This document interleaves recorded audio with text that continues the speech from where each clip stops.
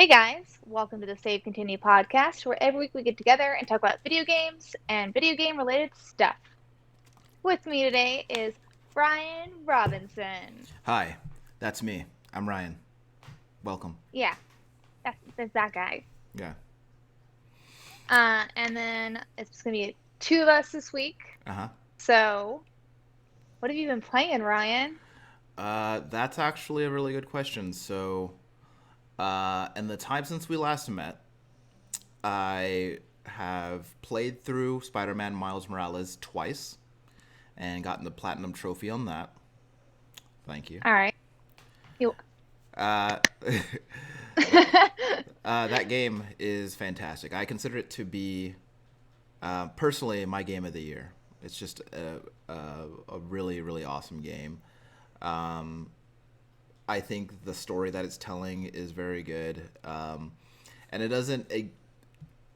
It's the game starts out like just assuming that you know how Miles became Spider-Man, and just kind of picking up from there. Like he's at the beginning of the story, like him and Peter are working together, uh, and and then early on, like at the beginning of the story, like Peter has to leave town with MJ, and so Miles is basically just protecting New York by himself, and the whole story plays out while Peter's out of town. And I thought that was really cool because with Peter gone, it feels like it's Miles' game.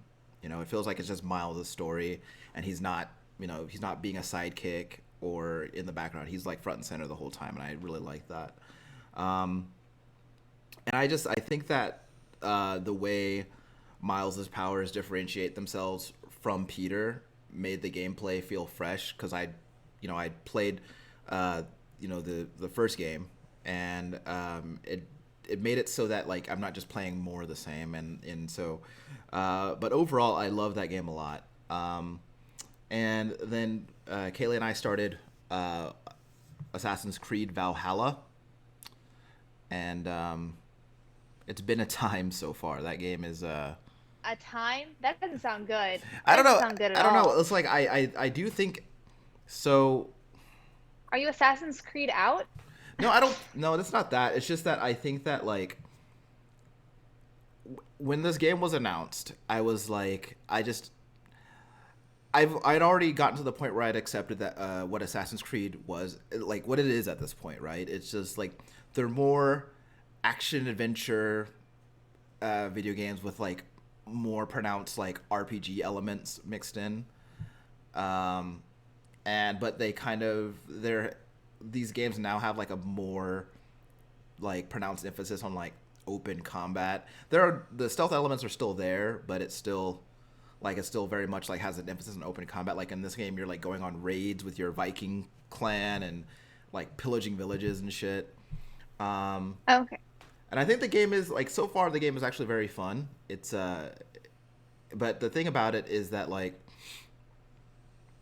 this is an experience that I've had with um, I had this with Legion, and I'm now having it with Valhalla, which the past two Ubisoft games that I've played have been like kind of buggy, just like a lot of like just random crashes, like graphical glitches.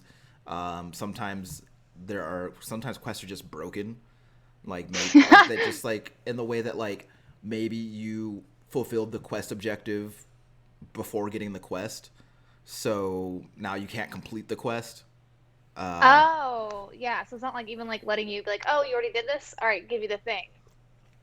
which Like is other games will. which is strange to me because what Odyssey did was if somebody wanted you to like maybe find an object or kill a specific person for the quest, and if you had already done it, then your character would say, "Well, you're in luck. I've already done that." And then the game would account for that, and then you complete the quest. Yeah. And it seems like it's not really doing that this time around. For example, I got this. It's Do you know not. if it's like a different team or something?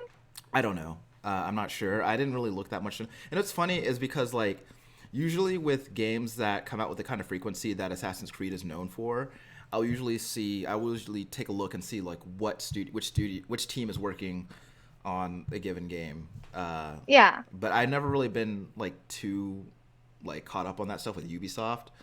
Um, but last night I got this quest where they were like, "Hey, go into this base and like kill all the guards," right?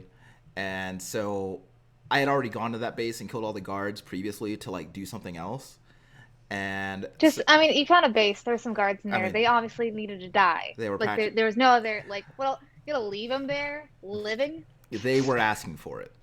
So, Yeah. so I think okay. So to be fair, I killed all the guards but one because I didn't even know he was there. Uh, and so when I went back, I'm walking around this base. Like at first, I walked into I went to the base like stealthy, trying to hide, and then I realized that like nobody was there. So I was just like openly like running around, like trying to figure out like what I'm doing. I'm like, is this quest broken? And then I find the one random guard who's like still standing at his post, like by himself, like no one else is in He's the like, yeah, I base. just didn't notice He all the just guys left. yeah, is he just like standing at his post, like keeping watch? And then I killed him, and then the quest was complete, and it just seemed rather it seemed really odd. And some of the bugs that come up are like they don't break the game, but they're kind of funny. Like in the game, you have a long ship that you can call from like basically any shore in the game. So if you're standing at a shore, you can call the ship and it'll show up. But so last night I was watching Kaylee play, and she called her ship, and she's like, "Where's my ship?" And we look up, and the ship is just like floating like in the sky. It was like 20 feet off the ground, and it was just Yeah, no, there. ships do that sometimes. Yeah, and it was just weird, and and luckily neither of us has ran into this so far, but there's some stuff about like corrupted saves going on. So people are like losing like Hmm. 50 hours of gameplay because of a corrupted save. Fuck. And like Ubisoft is doing this thing where they have this service called Ubi Connect that you sign into Hmm. with like that connects across all of their games. And it didn't occur to either of us until kind of recently that uh, we think that they're like keeping your save data in the like a cloud, like if you sign in, but Hmm. they don't make that like readily apparent. So like that also like has a tendency to like sometimes break quests or break completion in a playthrough. So, but overall, like I think that if they patch those things out, I think that at its core, Valhalla is a very fun game. Is he It's also connected to that same thing? huh? Was Odyssey also connected to that Ubisoft Connect thing? I'm not sure, but I think that I like wonder if so. I don't I feel like we didn't really just be I didn't really start paying attention to it until Legion, because so there's this trophy in Legion to you had these like paste up graffiti locations that you can do, and like one of the trophies is doing all of those on the map. And so Kaylee had done all of them in her first playthrough, and then the trophy didn't pop. And so she was just like, okay, so what I'm gonna do is I'm gonna start a new playthrough, and I'm just gonna all I'm gonna do is go in and just do those and get the trophy, and then I'll be done, right? She started a new playthrough, and then she kept going. She went to every location, and they like the pace ups that she did and her other save were already there, and it was just like it's bizarre, but um, and from what I understand, like what they're trying to integrate with that stuff is like cross save compatibility. So like Yeah. you got your save on PS4, you can move it over to PS5. But at right now, I feel like I would like to stop signing into Ubi Connect with Ubisoft games, and also I probably won't be buying Ubisoft games when they launch because I'm just kind of over like dealing with the frustration of their like of the bugs that come Yeah. out, that the games come out with. But other than that, I've since gotten back into Mortal Kombat 11. How's that Um, going? Are you kicking ass? it's going pretty good, and I'm a little upset though because one of the things is that since Mortal Kombat 10, they've been putting a lot of movie characters in the game, and I've been frustrated about that because I just wish that like they would just put more Mortal Kombat characters in the game because there's characters from the last game that I wish were there, but they're not because RoboCop is there, because Terminator is there, and I never thought that you'd be complaining about RoboCop and Terminator being in your fighting games. so I don't want RoboCop to be there. That's number one. I was okay with Terminator, but I was okay with Terminator when I thought he was gonna be the only movie character that was in the game. Um, but then they put the Joker in the game, which it is what it Okay. is. And then they put Spawn in the game. For those of you who remember Spawn, Yeah, uh, Spawn's cool. and most recently, so they released a new combat pack, which includes previous Mortal Kombat characters Melina and Rain, and also Wait, Melina wasn't in the game? yeah, not at launch.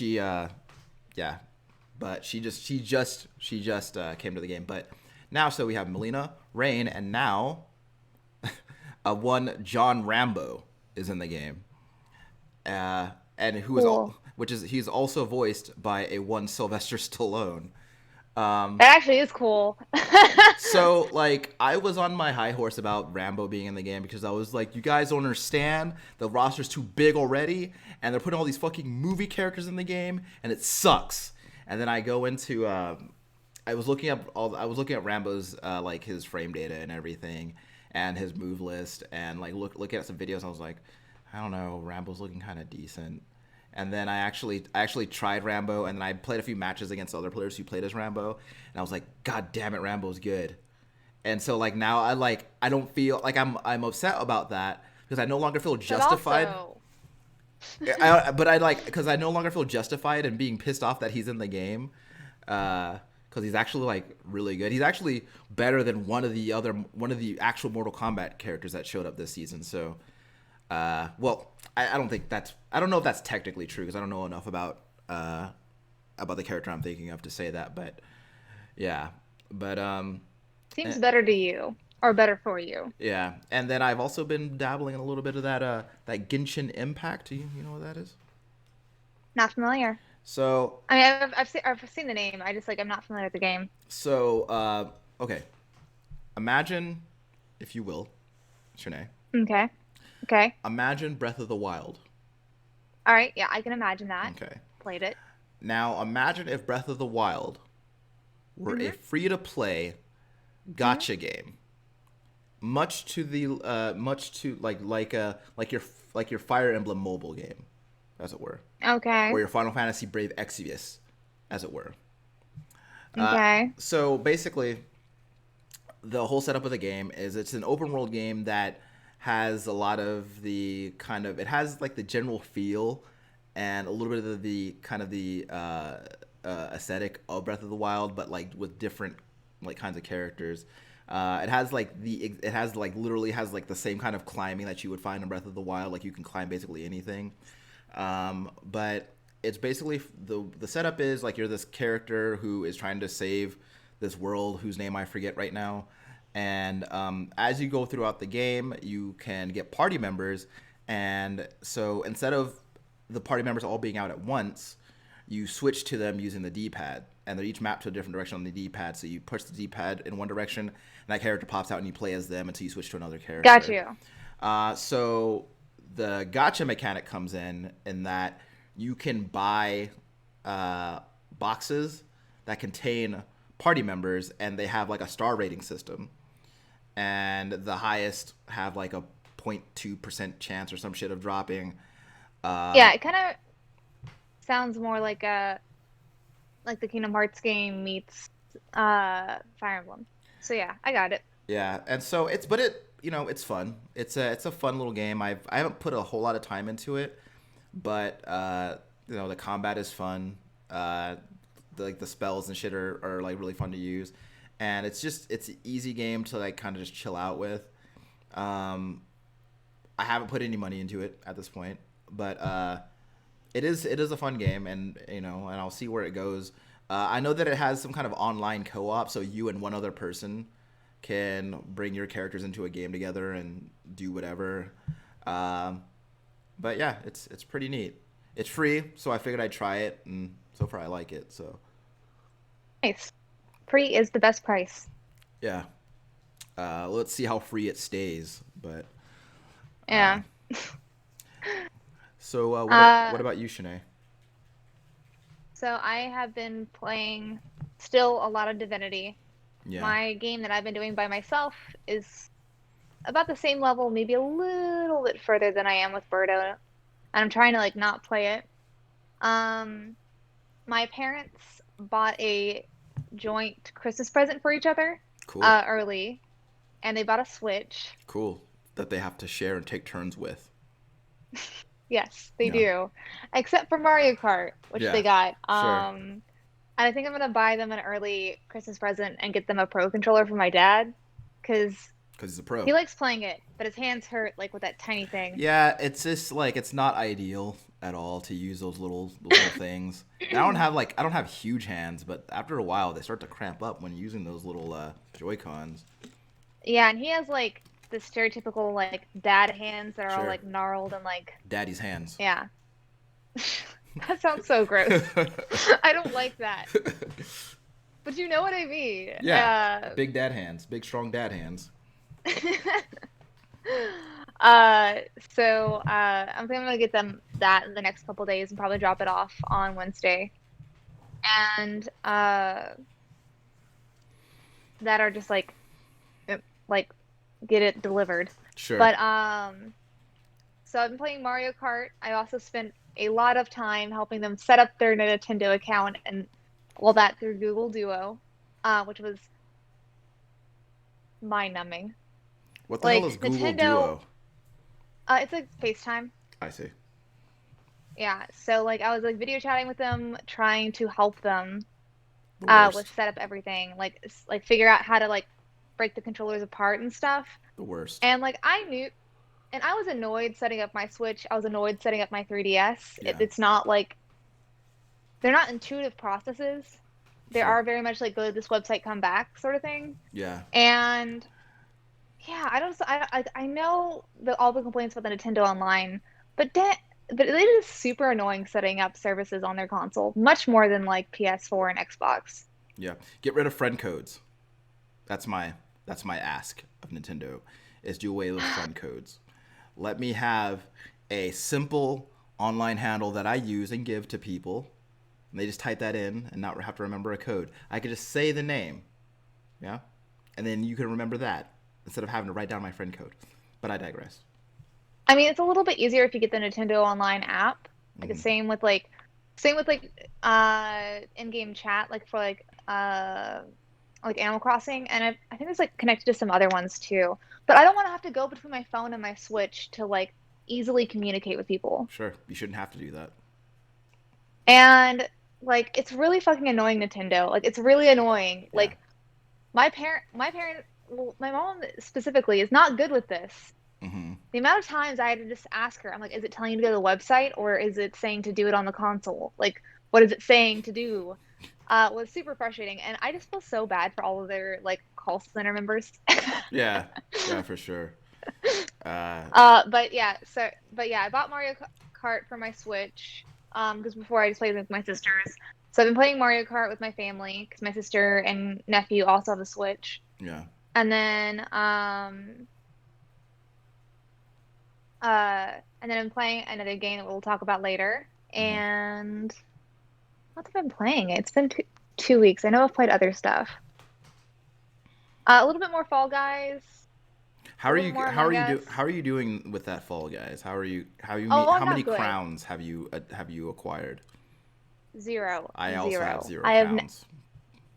I'm so bad at it. Like it's because on PC, I don't know if I'm assuming that's what you play it on, but I play it on PC and like the dive and grab button are like left click and right click, and I always like get nervous and then click the wrong one or click it too early, and it's super annoying. I'm gonna probably like next time I play it like do some key bindings and do it to like actual keys. Yeah. I And wish then that you could punch in that game. oh, I would love me that. I would love too. you. Like you can grab the guys, but it doesn't really do much because like it keeps you guys are both like if you're grabbing someone, then you're both just sat there, right? So you don't really move forward, or you're not putting Or yourself at an advantage, I should say. I So want it to also like, or if you like do like the grab back, it like stops it, yeah, or something. But I like want to be something able to to counter it. punch. So I mean, if you're gonna like let the grabs keep going, then Yeah, like yeah, I want to punch, but like just neutralize the grabs. yeah. I don't know why I assumed that game would have a punch when I watched that initial trailer. I think it's But because like everyone grabs, so like you just see the hands moving. also their hands look like punching gloves. I So mean, kind of. They are like oddly jelly bean shaped things. yeah, And then played a little more Call X Malice, and decided I hated myself and started reading the Silmarillion. the what? It's the Silmarillion is the Tolkien book that's basically a textbook of Middle Earth, well, Mm, specifically the elves in I see. Arda. I see. And so it goes like from like the creation of everything into like other battles. So everything that I know about Middle Earth is condensed in the entirety of Middle Earth: Shadow of Mordor. That's all I know. Expert. That's all I know. So Yeah, so I've been doing that, and then yeah, I've been like pretty busy with some other things that I've been doing on my life. So I haven't like trying anything, I guess like necessarily new. I've just been replaying the same stuff. yeah, yeah. I'm just I don't know. I don't know. We play these games and like the question is always like, what are we going to platinum next? Uh, and so we decided on Valhalla, and I think where we're going after this is um is Persona. Uh, Ooh, so because I got the so I would love that. I got the original version, and then but Royal is $20. So I feel like I want to get that one.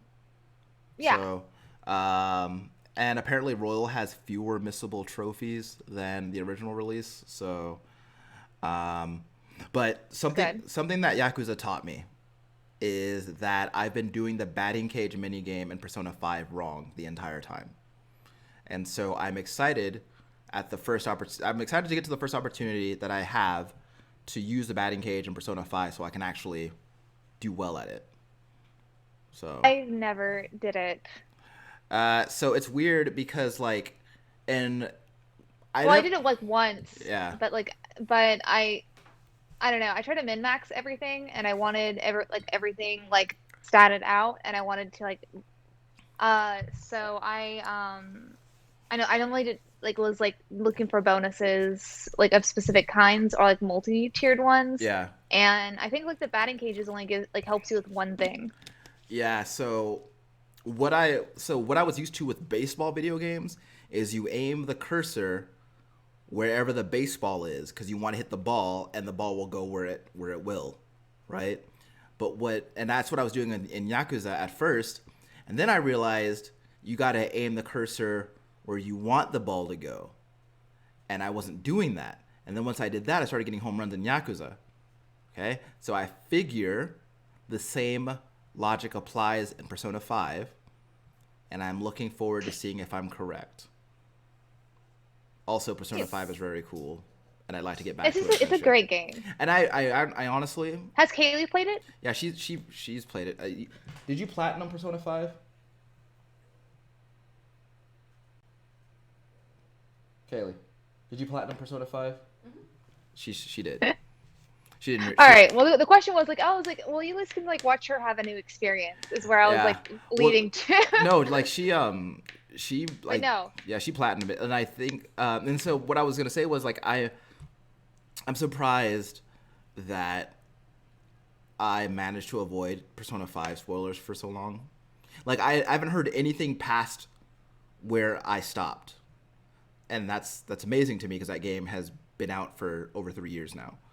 So I'm looking forward to actually going through it and playing it. And also, I haven't really put time into a JRPG in like a really long time, like because I haven't really I didn't I guess I haven't really played them that much since I was younger. Like when I was a teenager, like I loved JRPGs, and then like as I got older, I kind of like skewed more toward like Western open world RPGs. But I like Persona 5 a Yeah, lot, so I'm looking forward to getting back into it. yeah. So, but I also kind of wanted to bring back up the Spider-Man Miles Morales game that you've been playing because it Yeah. fits in pretty well with what I wanted to talk about for our topic today. Okay. I think one of the first times that we did a show without Tommy, we talked about this, but I kind of wanted to bring it up and see where we're at with as far as like diversity when it comes to characters in video games Yeah. and where it is now versus I guess like 3 years ago when we first talked about it. Yeah. Um, so the way that I feel about it at this point is that it has definitely gotten better. Um, but even still, I think we see a lot of that has been relegated to the indie game space because I think that and with indie games they operate with more creative freedom, I think, and it becomes less about speaking to the market and trying to get the largest market share, and more about like telling the kind of story that they want to tell. Like naturally, selling the game is a concern, right? But there's a larger emphasis on like telling the kind of story that they want to tell. Um, and you'll see that a lot of these diverse stories come from teams or people that occupy the group that is being represented. Um, just a few months ago, or maybe like a month or so ago, I watched a friend of mine play a game I believe was called Raji, and it's a game based on Indian mythology and folklore, and you play the game. In the game, you play as a as an Indian girl, and like you engage with like the gods and goddesses that you often see or hear about when people talk about India, and and we see stories like that because people who occupy those spaces are making them. Like that was a studio out of India who made that game. Um, but then we see then we go forward to like more like AAA titles like Miles Morales, right? And I think Miles Morales is I consider it to be the most important game I've ever played, and I'll tell you why I think that. I think Miles Morales is the most important game that I've ever played because I think about how much good that game could have done for me back when I was a kid.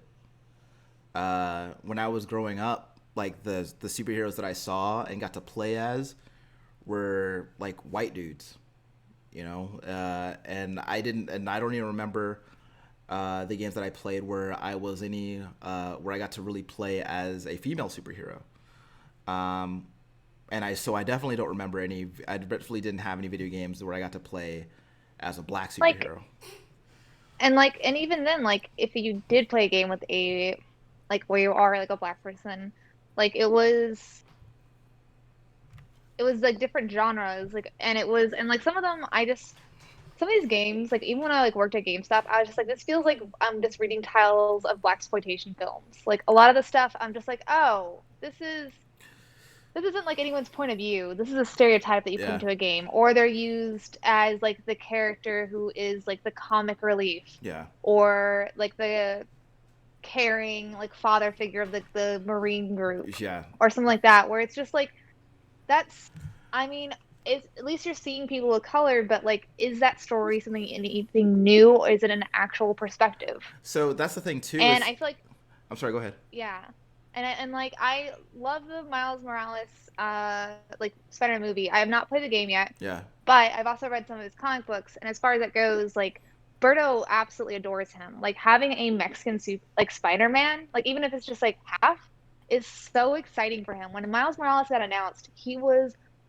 stoked. And he's like was a grown man. yeah, Like having like yeah, but definitely not like as like you weren't seeing it as a superhero. yeah. So Not till I think I think for I think to make sure that we're being copacetic about it here, uh, we should clarify that Miles is of Afro Puerto Rican descent, but oh, not Mexican. You're right.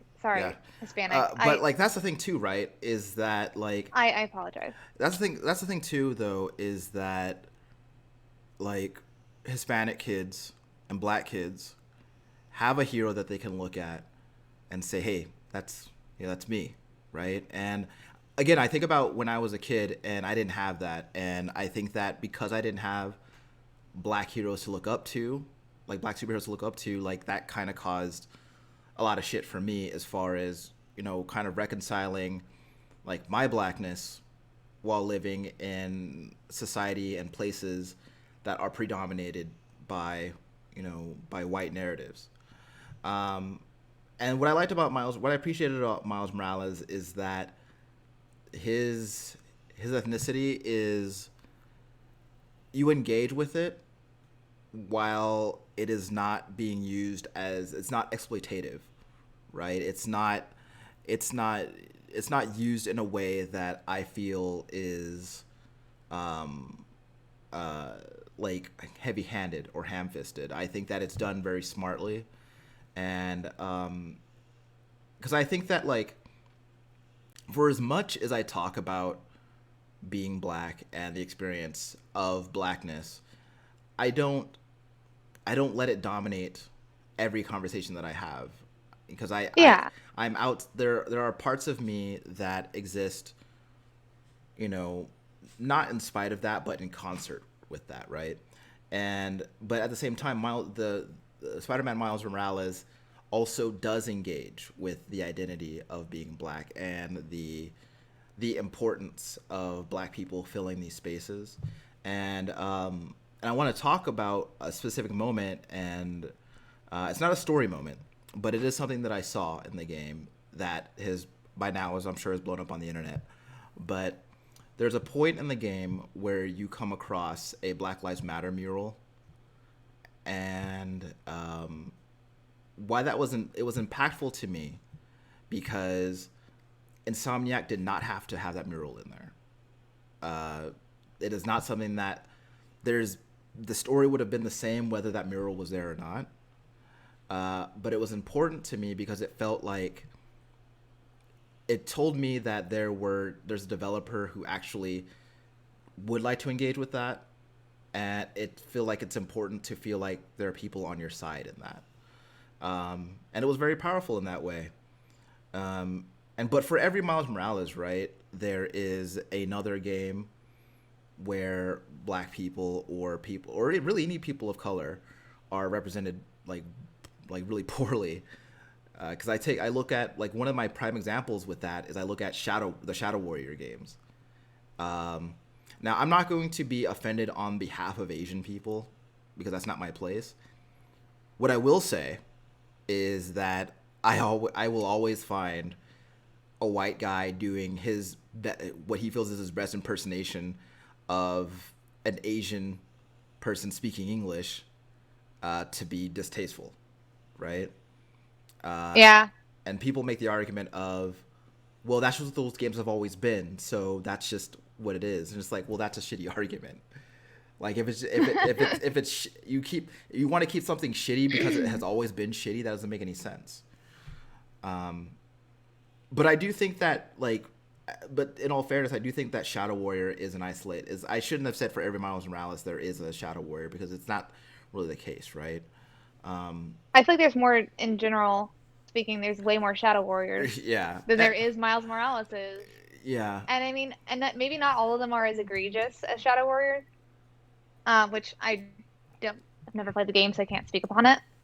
Um, but like one of the things that kind of was making me think of talking about this topic before you told me about your like how important like Spider-Man was to you was I was like listening to podcasts on like Chinese folklore hmm and how it like differentiates between different regions, but like all these stories, and I'm just like, these are so fucking cool. yeah, I would love to play this as a video game.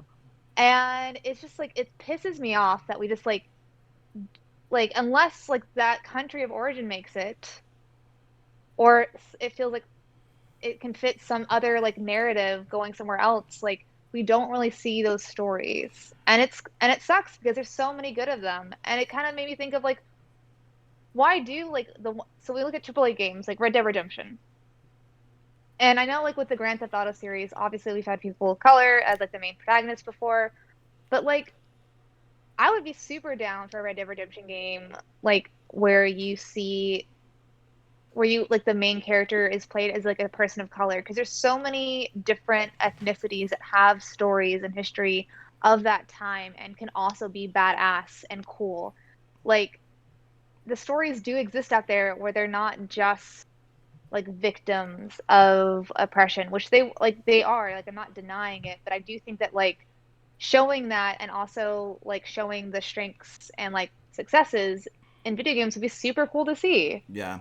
That makes sense. Well, it Okay, it was does. like It does, but like I want to go back to what you said about Grand Theft Auto though, because I was having a conversation about this actually kind of recently, in that I feel like a lot of the times when we do see uh, like a person of color as a protagonist, the context is yeah, that they are a criminal.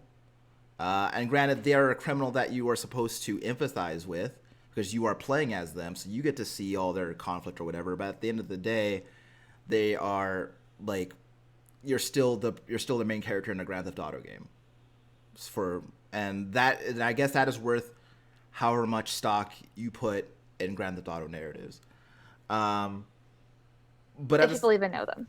yeah, and and I think about a lot of the games that I see black men in, and there are games like Grand Theft Auto or Mafia 3. And don't get me wrong, I think Mafia 3 is a great game, um, largely because it involves letting me shoot racists in the face.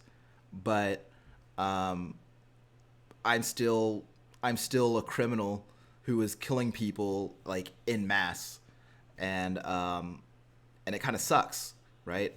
Um, and then I so we go so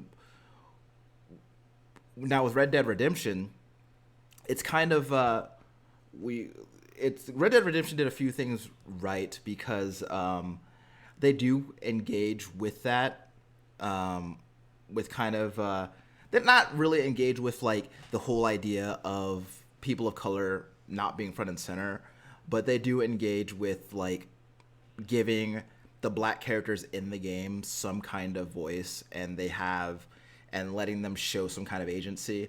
While you don't get to play as them, uh, they have nuance and depth. I think I don't know when. I think kind of early in the game. I think past wherever you got before you stopped. Um, Arthur is walking like him and this other gang member Lenny. I don't know if you were introduced to Lenny, And he is. but like they were on their way to do a job, and Lenny was talking to Arthur um, about how, Arthur. Lenny was talking to Arthur about what Arthur's experience is in occupying specific places, and how it differs from Lenny's experience trying to occupy those same spaces. Um, and I did not get to that part. and so basically Arthur is saying like, well, I mean, Civil War's over, slavery's over, so like, what's going on? What's bad? What are we doing? Then Lenny's but Lenny's like, well, yeah, slavery is over, but I mean, I'm still not treated fairly, and you walking into a room, uh, isn't the same way I can walk into a room. I have to use a different door, or I can't go inside at all, right? Yeah. And to its credit, they do get Arthur to like, Arthur doesn't take much convincing to see that side of it. He's like, man, that's fucked up. He's at some Sucks like that that happens for you. yeah, and and Arthur is ready to acknowledge that fact, right? And you have other characters in the, like not just Lenny, but there's another character who is half black, half Native American named Charles, um, and Charles they let us see Charles and how he identifies as both a black man and as a Native American, and how he holds on to those things so tightly, and how they form like the core of his belief system, and how he like resents any slight on either. Um, and so it's great that we get to see those characters, right? But we don't get to play as them, and No, we, and the main reason I threw out the Grand Theft Auto is just because it's also Rockstar. yeah, But I do wish, I mean, hearing stuff like that makes me wish that I had played more Red Dead Redemption, but I hated it. So, yeah, and it's like it's well, I definitely didn't hate it. I just didn't like it. I it's didn't just have fun. it's one of those things where, it's one of those things where like you probably like. I feel like the story is good enough to carry it all the way through. I think it's a great story, but I I don't. couldn't even get on a horse and Yeah, like and I fight. Like I so I could.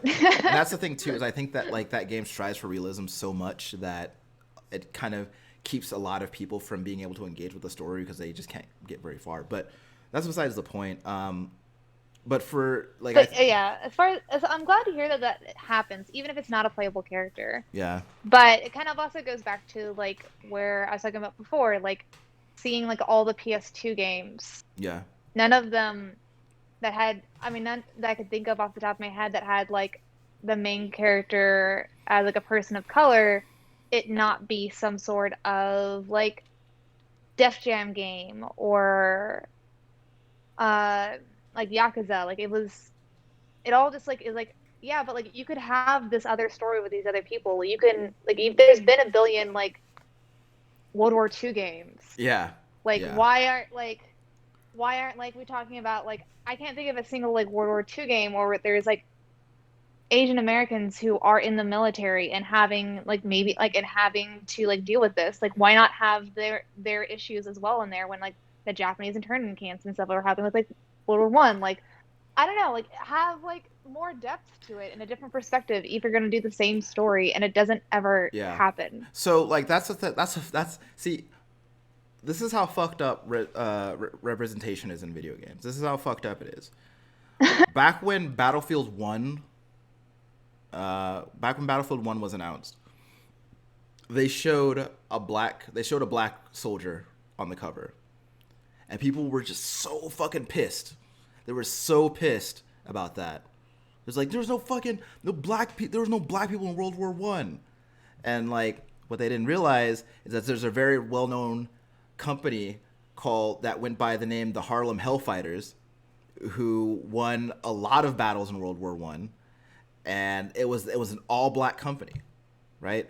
But look at all the war stories that we've played through and watched in movies, and how many of those are centered on black people, or how many of those have black people in them at all, right? Like name the black character in Saving Private Ryan, Never saw that movie, so can't. you know, and like it's insane to me because like we like not just black people but people of color, we are we we take part in so many different things and so many different and we are instrumental in so many It's important times in it's history, erasure. and they just and so representation has been so fucked up because I think a lot of what people know about war, unless they are scholars who study history, a lot of what the average person knows about war they get from movies, they get from video games, and And textbooks in school. right, which is a And they whole don't talk other fucked up conversation. But but uh, but it still like goes into it as the fact is like across a wide spectrum yeah, they hear a very white history and see a very white narrative and it's a white male one and it's and like yeah, with video games and other pop culture too. And like for sure, like video games are getting better. I do see more people that I like, hey, like I'm excited this is that kind of person. yeah, Like and I or like it's a new story or a new perspective. and But I think that I do think that developers, I do think feel like I feel like developers and publishers, um, and their shareholders, I do think that they carry a significant portion of the responsibility of seeing these things happen, of seeing like these stories being told. giving them money. But the thing about it is that I don't have empirical numbers to back this up because I just don't.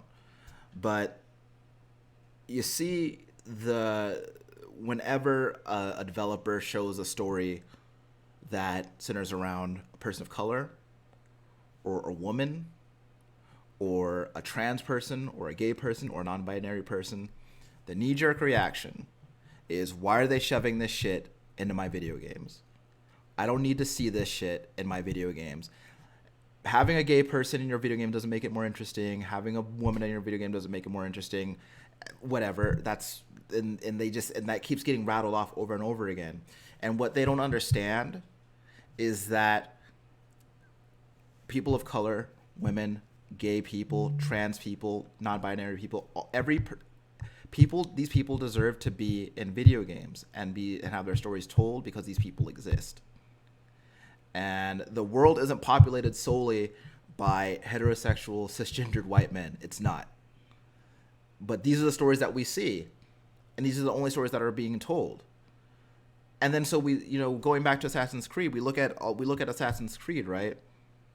And yes, we got a story in Egypt, which was great, and we have some. Oh, where you couldn't avoid that they wouldn't be white. Yeah. That's white people don't live there. Yeah, and so we have some stories in the Assassin's Creed canon where people of color were front and center, and that is great. Like, even the first assassin was Syrian, which is awesome. But the fact of the matter is, I honestly believe that the reason Freedom Cry from Assassin's Creed Black Flag, the reason that you only get to play as that black assassin for 10 hours is because otherwise there would have been a fucking riot, and and nobody would have bought the game. And that's fucked up. And I feel comfortable saying nobody would have bought I don't think nobody would have bought the game. I do think that there would have been a lot more press about it. I feel like there would, like, I would like to believe that a lot of these things that we see on social media are a vocal minority compared to all the people who buy the game. But that vocal minority can be real fucking vocal. Yeah. And then, like, it's fucked up because these are developers who are made up of these developers aren't made up of solely white people, right? There are people. They can't be. There are people of all ethnicities, of all genders, of all sexual orientations working at these places. So but are they writing the story for the games? And that's part of the problem, right? Because they're not. Because while you might have these people who are making the game, they're not necessarily the ones who are controlling the narrative direction of the game. And so, but even being a developer, you make this game that has, let's say you are a developer who works at one of these larger studios, right? You make a game that has a gay person in it, right? The main character is a gay person. And then you go online to see how people are receiving the news of your game, and you just see hate comment after hate comment after hate comment. Now that might sound small to someone who doesn't occupy that group and doesn't actually have to deal with hearing things like that, but it's harmful to the people who do occupy those groups and who do have to deal with hearing things like that. So vocal minority sounds small, but to these people who are actually affected by the words that are being said, it's a big fucking deal. And so the problem with representation in video games is not that these stories can't be told, is that they're just not being told. And they're not being told because we, as a customer base, are trying to project the image that we don't want these stories. And I asked a group of people a few weeks ago, I was like, I want to play a video game that stars a black woman as the protagonist. Do you have any recommendations for me? I have this one game in my collection that features, which is Dandara. I have one video game in my collection that features a black woman as the primary protagonist. Can you guys recommend any more to me? I got over 200 responses to that question. Most of them were responses that included games where you don't play as a black woman, but the game has a black woman in it, and so therefore qualifies. I was recommended Wolfenstein 2, The New Colossus, because one of BJ Blazkowicz's friends in that game is a black woman, and it's like I'm glad she's there, but that doesn't meet the criteria. Like I'm not playing as I don't her. get to play It's as not that the main person. character. She's not the main character. She's at best she's a main character sidekick, which that's not what I wanted. And so the issue is that it was so hard to find recommendations that fill that criteria. And why is that? Black women certainly exist. Yeah. Black women can certainly fill the roles that straight white men have been filling in video games since. And they have been in real life, like they can be, and they can easily in video games. And that's what gets me, right? Because they're doing it in real life, right? So what is unrealistic about them doing it in a video game? What is so implausible about it happening in a video game? So while representation in video games has certainly come a long way, like I cannot imagine a game like Deathloop coming out 20 years ago, right?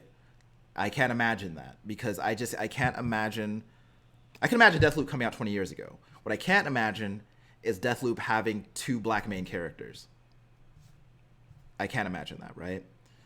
And there's a reason for that. It is because black people aren't seen to as occupying these spaces the way that white people are. And then we move on to, other people of color being represented in their video games, and most of what we see is out of indie studios. And the reason I think that is because, again, like I said, they seem to operate with more creative freedom. They don't have to answer to stockholders or like shareholders, but these stories should be told because how are people not tired of playing as white dudes by now? How, right? Like I looked at Star Wars Jedi, Star Wars Jedi Fallen Order, and it's like, look at all the kinds of people that are in Star Wars. There's black people, there's Asian people, there's Hispanic people, there's fucking blue people, there's all sorts of aliens, right? There's like spider-esque people that got like the pincher faces. Yeah. You've got your Twi'leks. With all those different kinds of people, why am I still playing as a white guy? Right? And that's not a slight on the quality of the game. I'm sure it's a fine game. But the question, I'm still gonna play it because I love Star Wars, but it's not because I give a shit about who the main character is. I'll tell you that. Yeah, and that's another thing too, is that you so often hear the phrase, "Nobody's playing this game for the story," right? And why is that? And not much. The story's boring. I mean, the main character is boring because a lot of the writers are trying to put it or people will make it as you are that person. This is the avatar of you, so you can imagine it and connect with it more. Right. But if that avatar isn't you or doesn't look like you or anything that you can relate to, its experiences aren't what you can relate to. Exactly. Then that avatar is just another character. So if you're gonna be like a character that I can't relate to, you better be fucking interesting. Yeah, and so like, I think that if a character in a video game is worth creating, it's worth it to make me care about them. And not every Star Wars fan is white. Not every Star Wars fan is a man. Not every Star Wars fan fits into this. It fits into the slots that are often occupied by Star Wars protagonists, or most video game protagonists, right? And yeah. And I think that the reason I cannot seem to figure out why we have such a huge problem with representation is because it goes back to, like I said, all these groups of people exist. Trans people exist, gay people exist, bisexuals exist, people of all genders exist, and yet we are only seeing like the smallest slice of what makes up humanity. And it's because for as long as visual entertainment has existed, the white, straight, square-jawed male is the most marketable character that you can bring to audiences, and that's just that speaks volumes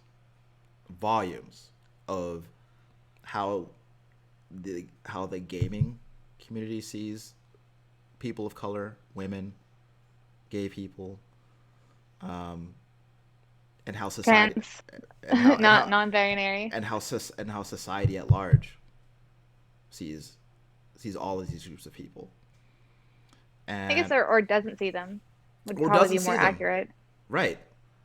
And Like, so when we, because I think about with we've talked about it before, like HBO's doing stuff right. Like, yeah, how many people didn't know about Juneteenth until like what Watchmen had it in there? How many people didn't know yeah, about uh what's it? It was Watchmen, and then the other really good one that we talked about that I watched. so Oh, Lovecraft Country. so Like, yeah, it's but like people don't know about it unless you put it in media. yeah, and so few people knew about Juneteenth that Donald Trump said he invented it, and people fucking believed him. So Serious. you know, and Uh, that's and so HBO. So and I agree, has been doing a really good job of putting not non-white stories front and center, and been doing a really good job of it. I guess I can't wrap my mind around what is the problem with, because people seem to love that fucking Lovecraft Country, right? And what I can't wrap my mind around is why we cannot see an equal response for stories centered around non-white people in video games. And I think that as far as putting a gay character in a video game, I think that the big problem that a lot of very insecure men are going to have is that playing as a gay man somehow by proxy makes you gay, or less and masculine somehow. and therefore less masculine somehow. Um, playing as and I think that a big problem with with the way non-white people are perceived is that it's one of two ways. It's either as a fetish or as something wholly unattractive. There are no there's no gradients. So it just sucks. Say gradients, but I would say that there's other categories they see, but it's all very much a stereotype or a Yeah. fetish, I would say, in that I see on there as far as when it comes to people of color. There's no like unless it is a group of people that unless it is like from a group of people that like that's their experience, like we're not seeing any of like their actual narrative of who they are. Yeah. And I want to see that, I want to be able to feel like I'm 35 years old at this point, and I've been playing video games for as long as I can remember, and I have never once, not once until now, felt the way that I felt while playing Spider-Man Miles Morales. And I cannot imagine what it feels like at this point to have to keep waiting for that. And there are so many people who are going to continue to not have their stories told. And it's going to be that way for a very long time. And what I don't think people understand is how important these stories are, and how powerful they can be, and how helpful they can be. Because, like I said, if I had Spider-Man Miles Morales when I was a child, I feel like I would have grown up more confident. I feel like I would have seen myself in a much better light. But entertainment and society at large has had me growing up feeling it had me growing up feeling like I was less than. It had me growing up feeling like I was unattractive because I didn't match those standards. Because I didn't see myself on TV, I didn't see myself in video games, I didn't see myself in the movies that I watched. So to have something like that, and to have a child be able to pick up Spider-Man Miles Morales and play that game and see him or herself in that game and feel the way that I felt a week ago when I played it, I think that would do wonders for them. And if we expound that to a larger array of people, to all types of people, and have their stories being told, and have their experiences validated and shown to the world, I think that it would help so many people who are dealing with issues of self-loathing, who are dealing with depression because of not being able, knowing that people don't accept them for who they are and not having themselves validated. Because let's face it, a lot of us do find validation in the stories that we consume. And if we never see ourselves in those stories, then we start to feel like we don't exist and therefore don't matter. And so we need to start doing better about supporting these stories and being more vocal about the things that we want to see. And I do think that people will say vote with your wallet if that's what you want to see. That is not a philosophy I ascribe to, because I don't believe that it is possible for people to apply that on a large enough scale for it to make a meaningful difference. But I do think that Companies. we should be very vocal when we engage with companies. I'm not under any delusion that any corporation gives a shit about me or what I think. But what I do believe is that if they hear enough people tell them these are the stories that we want to see, these are the people that we want to be able to play as, then maybe we'll start to see some sort of change. But for right now, I am happy to take these small moments where I can get them and hopefully see more of them as I get older and more of them as I see other people growing up playing video games.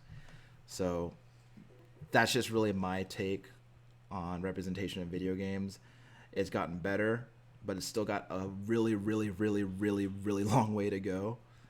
And we'll see. I want to see more women at front and center. I want to see more people who aren't recognized often front and center.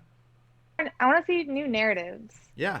I'm tired of the same fucking story. Like, I want to see new perspectives. Yeah. Every time I find out like a piece of history that uh I didn't know about, when it comes, like, I've been recently also watching a lot like Chinese folklore and Latin American history. Yeah. And I'm just like, why the fuck was I never taught this? Why did I never know this? Yeah. And And I don't know. I don't know what the benefit of keeping that from you could have been. whose manager do I need to speak to about who's been keeping the information from me of cool ass stories? Yeah, and like that's the thing too, is like when I watched my friend play through Raji, I was like, holy shit, I had no idea that Indian folklore was this badass.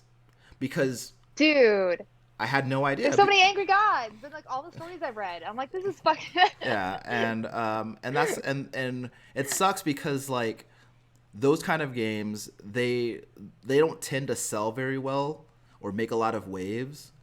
So you don't hear about them unless somebody you know happens to find it, or you get some kind of recommendation from somebody. love to see like a Dragon's Dogma game, but like Chinese dragons Yeah, and Chinese folklore. Like same time frame, guys. yeah. Like, I think that what we need more of is video games where if you occupy a certain space, you should be able to have that narrative. Because one of the things I hear a lot is, well, Ryan, if you wanted a video game starring a black woman, play a game with character creation in it. Which is, people don't understand how shitty of an answer that is. Because I want to be able to play a game without having to insert that person into the narrative myself. but when you play like those games of character creation, very, very rarely does that character's experience matter at all in the game. Yeah. Like, like, I mean, like, so Fallout, for example, like the newest Fallout, like when you pick your character and like that's what your baby looks like and like Yeah. all that stuff, like that it doesn't matter what your character looks like, and that's not how society in the world works. Yeah. That's not the narrative of an actual person of like color versus that. Like it's a very shitty answer because it's not real. it's very superficial. Like you don't get to choose what you look like. Like, And what's fucked up too is that I remember Kaylee was telling me about Baldur's Gate 3 and how they pulled the data from the kind of about the kind of characters that people were creating, and the developer was like, "We gave you all the tools to make these fantastical creatures, like all these different fantasy races. You could have made an orc, you could have made an elf, you could have been like a demon, but all of you just made generic white dudes. And it's mind blowing to It's the me. default. It's just mind blowing to It me. shouldn't be, but yeah. No, Yeah. And it's what's, you know, I think that even especially even with games like Mass Effect, right? Sure, everybody likes Femship, but that's because like the voice actor. That's not but because but like friendship is more interesting. but that's the thing too, is that like the game doesn't even know that you're a woman or a man. The game has no idea. Nothing changes in the game, whether you're male shepherd or female shepherd. Nothing changes, right? So even that choice is just so superficial that it honestly And doesn't and matter. because because like if you're fem shep sleeping with a girl, it's girl on girl action. But if you're Yeah, boy shep with a boy, that's gay. That's not okay. that's if you're boy shep with the boy, that's fucked up. And, no, I'm joking, but that's how they But see it, yeah, right? That's in yeah. and okay, so enough people had a problem with Ellie and The Last of Us being a lesbian, right? Because we're shoving that shit down their throats. That's what they say. I mean, enough people were vocal about it that everybody saw it on some platform. Now imagine if Ellie was instead Elliot, and he was a gay man, and how angry people would have been about that. And it doesn't make any I don't sense. even know. I also don't even know if if Ellie was Elliot in the first game, if people would have felt as much of a connection to it, Yeah, because quite often father-son relationships in media, especially video games, are seen much different than like father-daughter, yeah, which is also just like another level of like misogyny there because yeah, like one of them needs a protector yeah. versus like one of them's like raising them to be strong.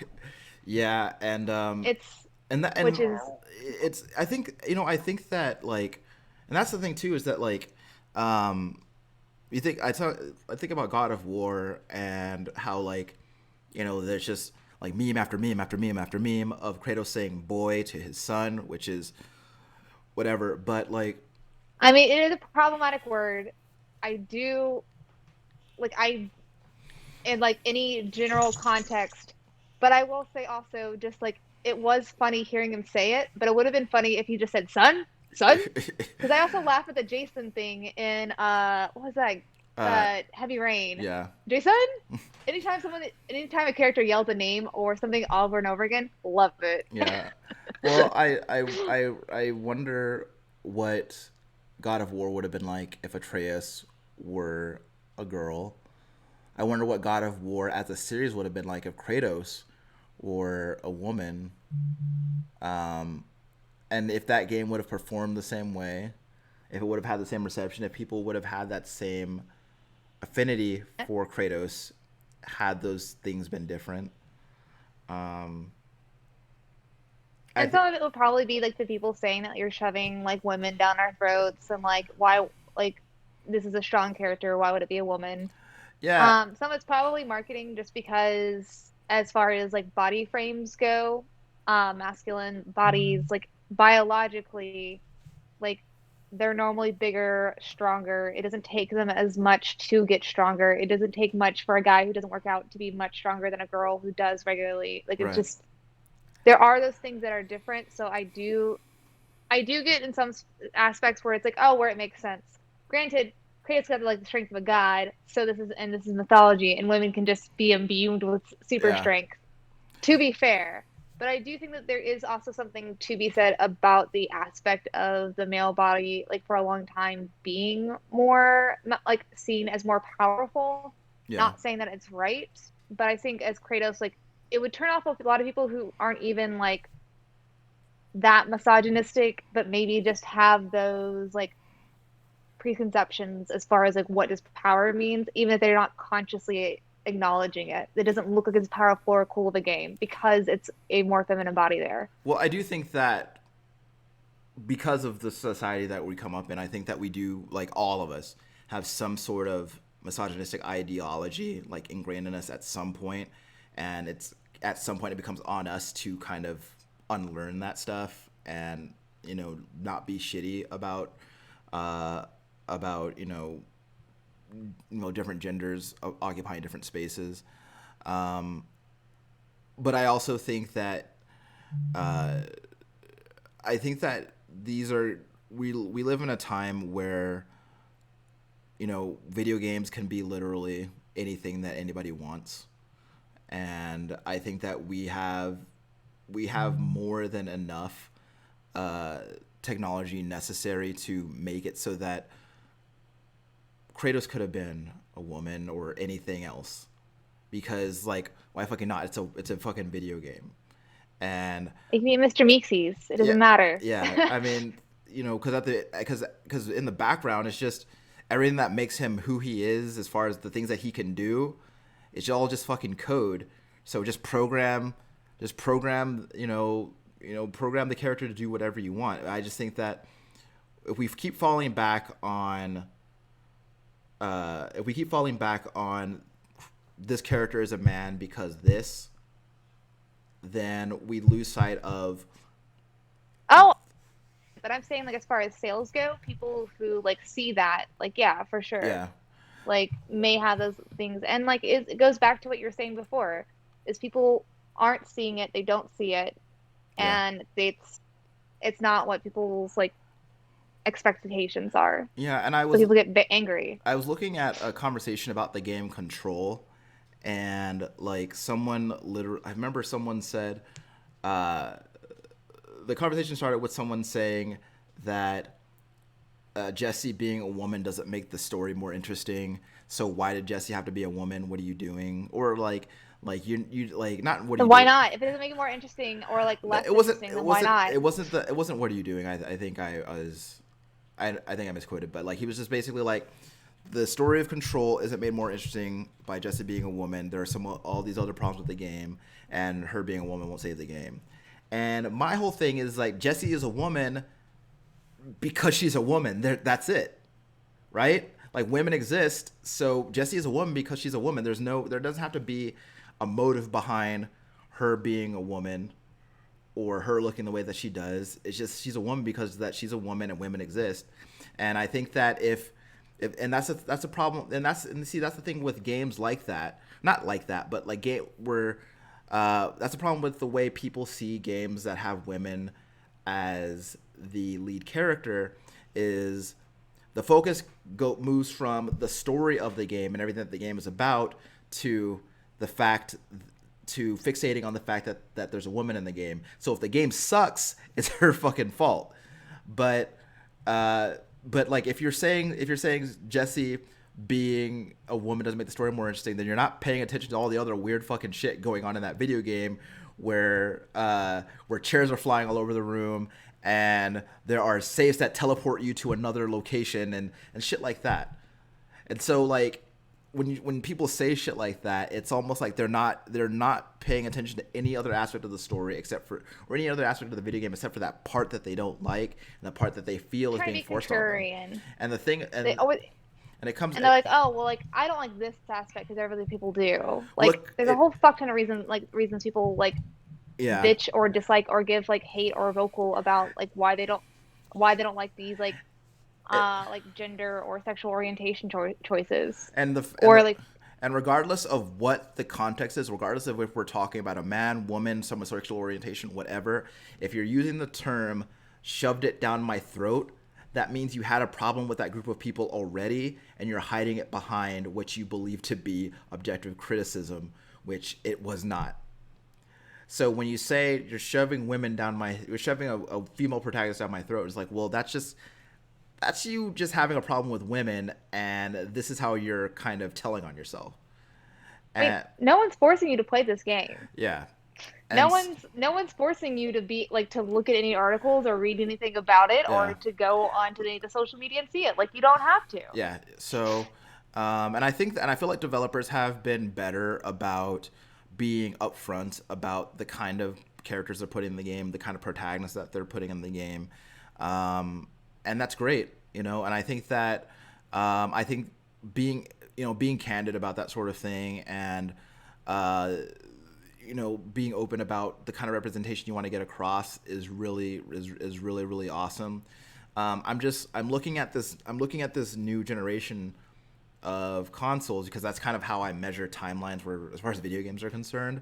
Because it's kind of hard to track it. The age of PS5. Well, it's just like if we were just looking at computer games like in a vacuum, it's just kind of hard to like gauge that passage because like computer shit like iterates so rapidly. You also can't just like, oh yeah, that's a Windows 7 game Yeah. versus a Windows 10 game. Like you can't like it doesn't really fit like that. You're right. Yeah, but like I'm looking every time a new generation comes around.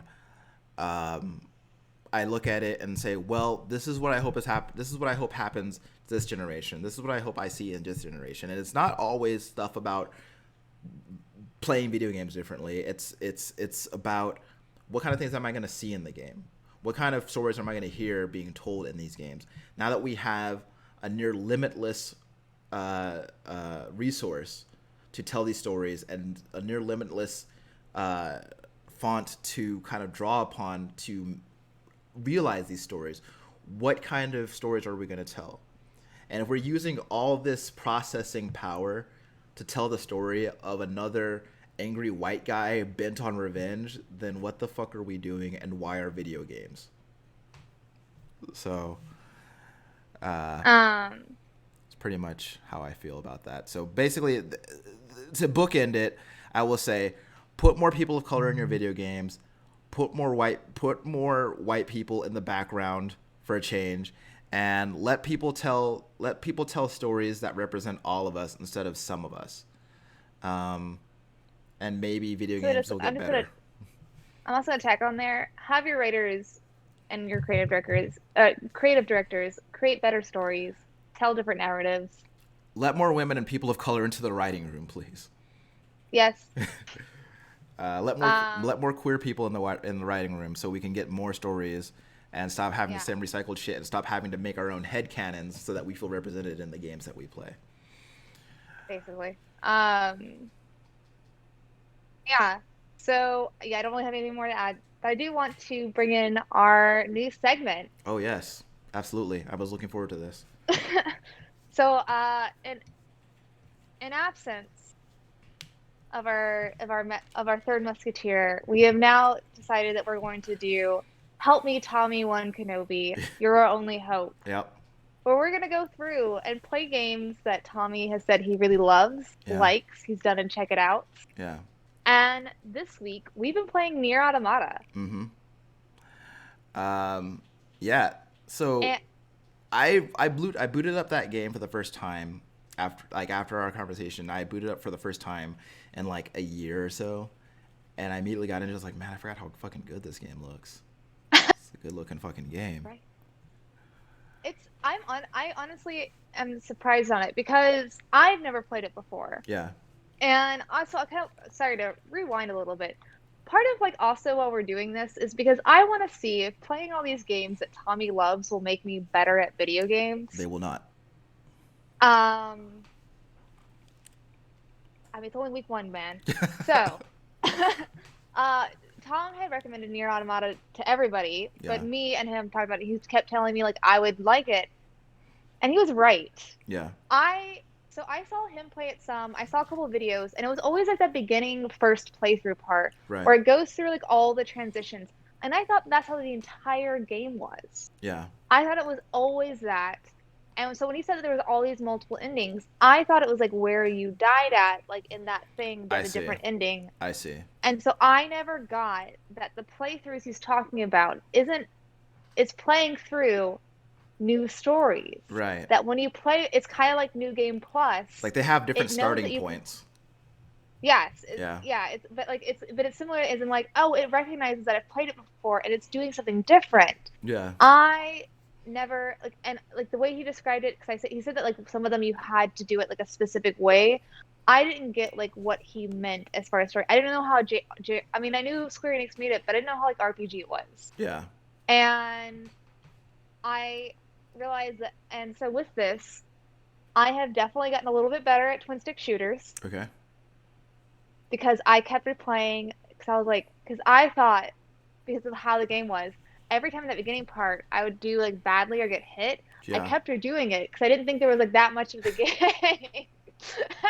Because everyone kept talking about how short it was, and I was like, Yeah. okay, so it's only like what, 5 hours? So Uh, I just kept yeah. redoing things, and then also like going to all these other areas to try and expand my gameplay. Yeah. Not realizing that, oh, I'm gonna play it through a couple times. Yeah. And one of the things I think that I really think is cool about that game is the way that it melds multiple genres in the same game. Like you play that first, The perspective changes all the yeah, time, yeah, and it's disorienting and lovely. yeah. And Like I love you play that first section, you're like, wow, this is a really good shooter I'm playing right now. And then you jump out of that ship after it crashes, and then you're now it's a character action hack and slash game, and it's just like it's seamless almost, you know, and it's because really the cool. buttons are the same, Yeah, and I still like, and it still has that twin stick shooter feel because of the pod. yeah, And then yeah, so like it took also like some tinkering and figuring out how I wanted the pod to be, and then I realized that oh, like S9 and like the pod I can put. By the way, I know there's like a new main character eventually. I did not get to that new one yet. okay, I had some new stuff going. I had some stuff going on this week, but I'm gonna continue playing it. But like I got my S9 and the pod. I didn't realize they could be like two different play styles, and yeah, then I was like, and yeah, there's just like a lot of like really fun things, and it is much more than I originally thought it was. One of those games where you can make it as hard or as easy as you want it to be, as far as like how much you get into it. right, And I mean, I knew that there's like level difficulty, but yeah, like it's pretty great. I decided that one of the things I'm going to do with these is see before the show if I can get past that part in The Last of Us. Because if I get past that part in The Last of Us, that means I'm getting better at video games because I can sure. get past that. I mean, that's a very different kind of video game, but It is. But I know Tom got past it, so if I play all the games that Tom likes, I eventually will sure. get past it. I guess that's a fair assessment. Uh, but like, Um, you know, it's funny because you know, I've played the first hour of Near Automata multiple times in my life, and I never really got too deep into it. But it's funny because that first section of the game, it makes the same impression on me every time, which is that wow, this shit is awesome, and then I was like, wow, it seems like this is about to pop off, and like it's just you pop cool. out, and then that robot arm, Yeah. and then So you fight fucking Rock'em Sock'em robots made out of yeah, bridges and and that's the construction work, and what and I'm just like, and the black box, and I was like, what the fuck is this? yeah, and like I think what I enjoy a lot is with character action games. Like for number one, I haven't really actually been that into character action games in like a few years. I think the last one that I actually bought and played through was Ninja Theory's Devil May Cry game, and I haven't really played one Yeah, since. And so what I'm used to with these types of games is the protagonist being like very over the top and like very sort of like in your face, like not like, but you know what I yeah. mean. And so There's a like lot of tude, yeah, less he got a sass. lot of attitude, but like what I like about 2B is that she's like very even keeled all the time, and Don't call me ma'am. yeah, she always speaks at an even tone, and like you know, I just think I like that beginning part where like you crash your little fighter jet thing or whatever it is, and like your pod is like, hey, there's a bunch of enemy units right next to us, and she's like, I'm aware of that. And I just thought that was so. I just because it's just so cool because she just says it like she says it like almost like she's annoyed that it was mentioned. Like, yeah, I know Yeah, that. she's like, yeah, I'm aware of the that. fucking asshole. And so I noticed all the things. yeah, but you know, I think she's a really cool Uh, character, you know, and I like playing as her because I think that one of the things like I really really enjoyed the Ninja Theory Devil May Cry game, but the thing about Dante and all of his iterations is that at a certain point he becomes too much for me. Like it's just like, all right, You're I, too much, sir. No, I'm no, just like, all right, simmer down. I get it. Simmer down. You're a loudmouth bad boy. I get it. Let's just chill out. Move on. Let's Yeah. move on with Um. I'm gonna do a little bit of spoiler here, not too far, but I think that like solidified like me being like, fuck, Tom is right. I love this game Yeah. and I want to play more of it. Is that beginning where you get into the where it's like, well, on the first playthrough where it's like all the Android valleys, and then there's all those like robots in the bottom, and they're like talking, and there's like they're miming sex. Like a couple of them are Yeah. miming sex. Yeah. And there's like the one with like a bassinet, and then they're all just like shuffling around and they form in and give birth to that beautiful android man. Sure. And then you fight him and he like grows stronger as you Yeah. go. I was like, okay, fuck, like this is the thing I want to play. This is ridiculous. Like, fuck yeah. If there's three things that Shanae Howard enjoys, it's fucking robots and fighting. So uh but And yeah, you're not wrong. but and also like that just the music in that game is like it's not So even my nice. kind of like it's not even what I would listen to normally, but like I'm just like, man, this fits so well, and it's like I mean, moving and like it's really good. because I wasn't really following the storyline and I was kind of going off and exploring any place I could. Yeah. I did start getting a little bit annoyed with the music, so I turned it down some. But I mean but anytime I've done that, every time I do that, like something cool happens, and I know the background music like swells, and I'm just like, fuck! I wish Yeah. I was listening to this at full volume. Yeah. And I'm really looking forward to getting to playing more of it because I want to actually be able to I need to like that third playthrough to see that new character. yeah I want to actually like play like at least enough of this game to have like a really really in-depth conversation about it because I feel like there's a lot of shit going on and I understand it to be a very philosophical game and I know and like what I'd always understood about the game is that it asks questions about the nature of humanity and apparently that's only the tip of the iceberg and so Yeah, I would like to get I like to see where all that shit goes and like how much deeper it gets.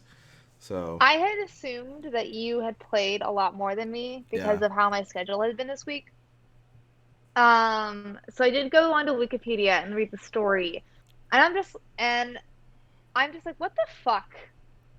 Like, I am excited to see what happens in it, but I mean, I am aware like where I've gotten past with the first one is like basically the robot are like from my understanding of it and from what I read like or skimmed through, um, is like they are like the robots thing are like starting to like study humanity and like Yeah. say actual phrases and like stuff like that. So it's all very Because exciting and new. like humans had been like extinct for like thousands of years or something like that. Well, yeah, that's the spoiler in-game story. Yes, like Yeah. humans have been extinct forever, and then apparently with the last playthrough, you get to choose Nope. if you want Nope. to. Nope. Nope. Okay. I need this. But essentially, but the androids that you play as are like human-made androids, and then the robots that you see are like alien robots that have come Right. down. Right. Um, So it's the battle of those two perspectives because the alien robots have been studying humans, yeah. and the androids were made by humans. So like I'm really looking forward to like seeing what the resolution of all of this shit is, and I'm excited to actually see it too and like get more in depth because Wikipedia synopsises are very vague. my the thing I struggle with games like that are like when a game like presents such a singular experience that once I'm done with it, well, there's nothing like it to go to, so I'm just kind of like stuck. And so like my only option is to just play through that game again. But I'm really looking forward to actually playing through it and finishing it. At least like Nier makes it like worth it to keep playing the Yeah, same game over and over again. yeah, which is not Because something there's that like I'm used to. because there's books I've definitely read where I'm like, fuck, I want more of this book and more of this writer. I'm like, Yeah. oh, this is the only thing they've ever written. Fuck my life. So So I just reread that like same story over and over. So yeah. So I would say, I mean, I guess we don't have like a resolution. We didn't really talk about that, but didn't get past that part in Last of Us. But also, I've only played a little bit of Nier. I have many more playthroughs to go through. yeah. Um, and then yeah, I think next week we're gonna have a different game. Yeah, like Tom has talked about a lot of games on this show, and there's like lots of video of him talking about games that either I've never heard of or I've never played. So it'll be interesting to go through those. I will say this: I know for a fact that I do not enjoy Monkey Ball, so I will not be doing that.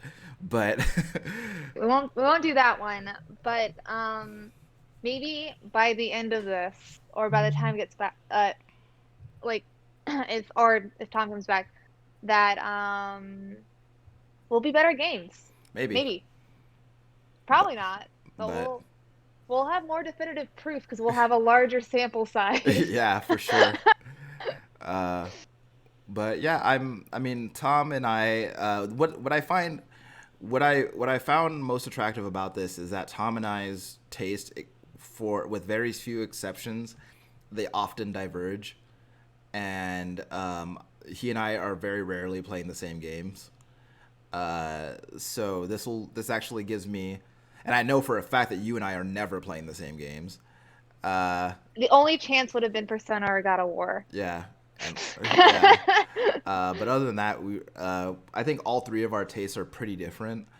So actually getting to play more of the kind of games that he's into, maybe it'll broaden my horizons a little bit. I don't know. I know he loves that Danganronpa, so maybe that'll happen at some point. I mean, I do have Danganronpa already, I so have, well, I'll have to look in my Steam, but I have some kind of Danganronpa. But either way, I think it'll be fun, and I think that it will. I think it'll also give both of us more insight into what it means to be Tom. what it means to be Tom, and answering that philosophical question once and for all through the magic of video Um, games. but also maybe Tommy One Kenobi can help us. Maybe, maybe. Uh, but yeah, if you liked our show and want to listen to more of us, we are on like the iTunes, we're on Google Play, Yep. Stitcher, Yep. Spotify, Yep.